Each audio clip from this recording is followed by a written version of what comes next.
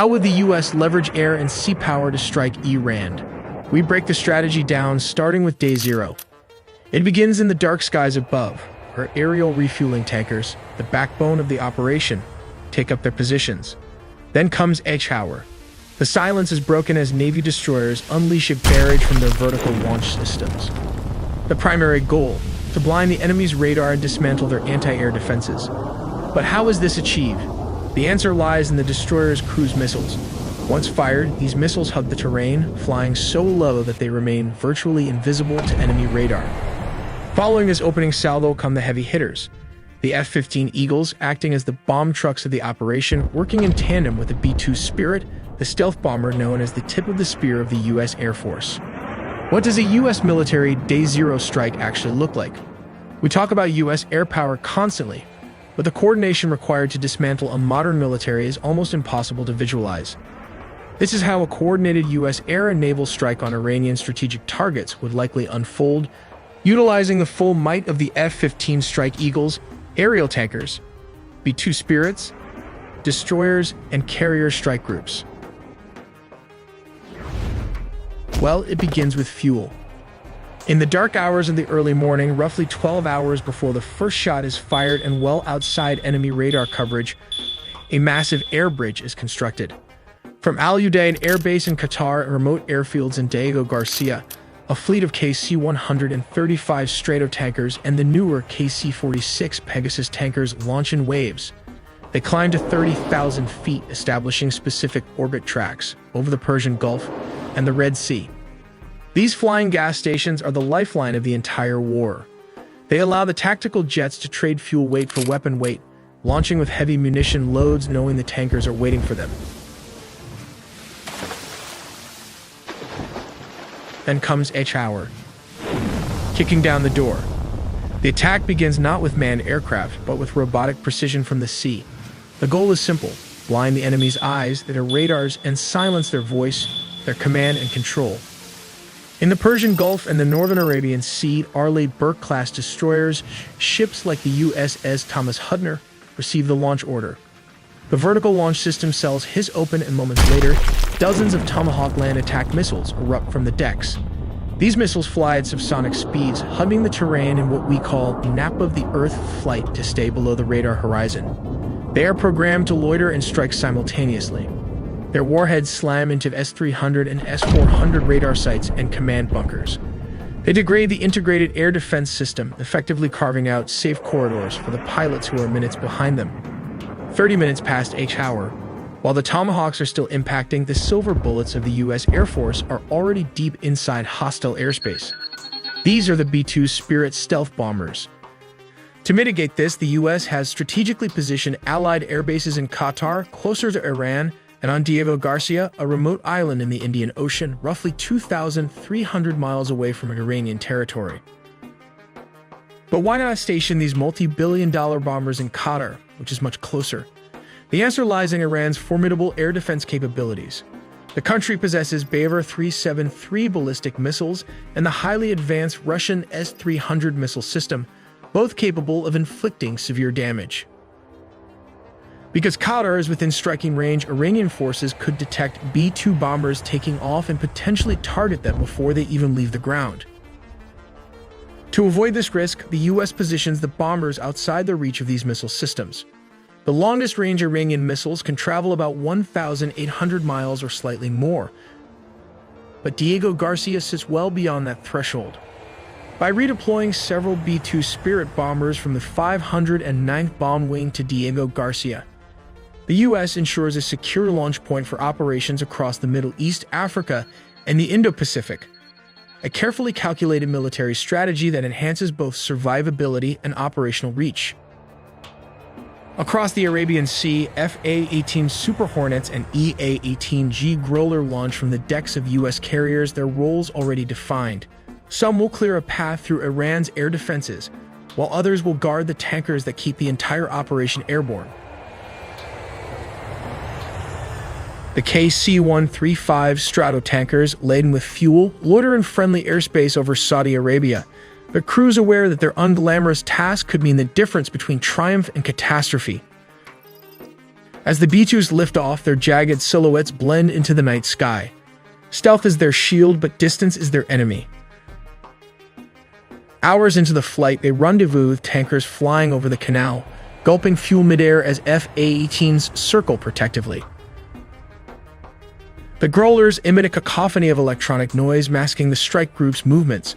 Meanwhile, in underground command centers, U.S. analysts watch real-time feeds ready to redirect forces if Iran's radars flicker to life. Crossing into Iranian airspace is no easy task. The B-2s must climb to an extremely high altitude, their routes meticulously plotted to avoid known missile sites. Below the landscape, a vast stretch of mountains and deserts offers little cover, but the bombers' radar-absorbing skin helps them slip past enemy detection. As the targets come within range, the crews face a critical decision: launch standoff missiles from hundreds of miles away or descend to drop bunker-busting bombs directly onto fortified sites. There are different bunker buster bombs of different caliber, but what sets it apart from the rest is this GBU-57, which is typically delivered by the B-2 Spirit stealth bomber. Due to the bomb's large size and weight, the aircraft can carry only 2 of these weapons in its bomb bay compartments. While it lacks thrusters, the weapon is equipped with 4 active lattice fins and a precision guidance system that enables it to glide accurately to its target using military-grade GPS. Constructed from a specially designed high-performance steel alloy, using its weight when falling under gravity to penetrate or dig itself up to 200 feet of underground soil or concrete. 1 hour past H-hour. With the air defense network fractured by Tomahawk cruise missiles, usually fired from destroyers hundreds of miles away, the path is now clear. Now comes the strategic sites like nuclear bunkers, which can be bombed by B-2's Spirit, the tip of the spear. Launching from bases in Jordan and the UAE, squadrons of F-15E Strike Eagles roar into the theater. These are the bomb trucks of the operation. Each F-15 is heavily laden with GDAMs and small-diameter bombs. Interestingly, it can carry up to 19 GDAMs or 28 small-diameter weapons. While the B-2s hit the deep bunkers, the F-15s hunt the mobile targets. Their ADSA radars scan the ground for ballistic missile launchers hiding in valleys. Working in pairs, they drop precision bombs on missile convoys, hangars, and secondary command nodes. Once they are Winchester, out of ammo, or low on fuel, they don't go home yet. They connect to this tanker common launch tube that fits into almost any aircraft's existing fuel hatch. They retreat to those tanker tracks established in Phase 1, taking on thousands of pounds of jet fuel in midair before turning back for a second sortie. 2 hours past H-hour. To sustain the pressure, the U.S. Navy's floating air bases enter the fight. Cruising in the Arabian Sea, a carrier strike group turns into the wind. Steam and electromagnetic catapults begin launching aircraft every 30 seconds. F-A-18 Super Hornets launch carrying anti-radiation missiles. Their job is DAD, destruction of enemy air defenses. They are hunting down any surviving radar operators foolish enough to turn their systems on. Meanwhile, F-35 Sea Lightning push forward to gather intelligence and strike high-threat targets that the older jets cannot reach. Orbiting far behind them are the E-2D Hawkeyes, the quarterbacks in the sky, managing the massive traffic of hundreds of U.S. jets. By sunrise, the first wave is over. The eyes of the enemy air defense have been blinded by Tomahawks. The heart of the nuclear program has been crushed by B-2s, and the limbs of the missile forces have been severed by F-15 and carrier aircraft. Either way, the mission doesn't end there. Iran's air defenses remain a formidable threat. MiG-29 and aging F-14 may not be cutting edge, but they can still be dangerous if they are lucky enough to intercept a B-2 Spirit. The stealth bombers have virtually no dogfighting capability, and Iranian ground controllers, struggling to cut through the electronic jamming, vector their fighters toward the incoming bombers. But the U.S. military has its own countermeasures. EA-18G Growler, flooding Iranian frequencies with static to disrupt communications and targeting systems. Confusion spreads, making it harder for enemy pilots to coordinate. If Iranian fighter jets manage to get close, the F-A-18s are waiting. Guided by airborne warning and control system aircraft orbiting safely offshore, they engage with long-range missiles, forcing Iranian pilots to either break off or face certain destruction. The B-2s will now be racing westward to avoid Iranian air defense system. Behind them, the sky churns with chaos. SAM sites reactivated in desperation unleash salvos that spiral harmlessly into empty air, duped by decoys. Growlers continue their electronic siege, while reserve F-18s surge forward to reinforce the retreat. Over Iraq, the bombers meet tankers again, gulping fuel as F-22 Raptors join the escort, their sensors scanning for threats the Iranians might yet muster. Let's take a look at how this works. Step 1. The bomb deployment platform. As previously mentioned, a B-2 stealth bomber flies at a very high altitude. When the aircraft reaches the designated location and the conditions are optimal, it releases the weapon. The bomb is designed for precision, and the deployment height plays a crucial role in its trajectory and effectiveness. Then Step 2 comes the targeting precision. The bomb is outfitted with advanced guidance technology, including GPS and inertial navigation systems, which are military-grade satellites. Then comes Step 3, that is adjusting the trajectory. The guidance information and data is then transmitted to the bomb's 4-lattice motors fins located at the rear. These fins can move and adjust in real time, allowing the bomb to correct its course as it descends under the force of gravity. These adjustments are essential because the weapon does not have thrusters to change its trajectory. Instead, it relies on the movement of these fins and a high-altitude drop to control its flight path.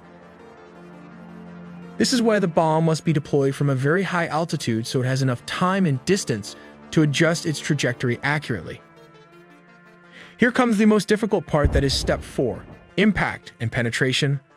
The bomb, known as the massive Ordnance Penetrator, weighs approximately 30,000 pounds, which is around 14,000 kilograms. When it reaches its target, it strikes with immense force, designed to penetrate deep into hardened structures, such as bunkers. The energy upon impact allows the bomb to bury itself over 200 feet into reinforced concrete, ensuring it delivers its payload precisely where it is intended for maximum effect. Finally, Step 5 involves the tricky part of arming the weapon. It was installed with 2 SDB fuses. Double fuses are required as a backup. The first is for G-sensing and the second is the time delay fuse. Why the redesign was necessary, it was to ensure that the bomb could strike facilities buried beneath significant layers of hardened material. For this reason, the fuses are placed at the rear of the bomb to prevent them from being damaged. Once the time delay or the G-sensing fuse reaches its destination, it can blow up, creating a mini earthquake that can bury bunkers and 20-story buildings inside them. We make original videos from scratch, so please do subscribe and hit the notification bell for more videos.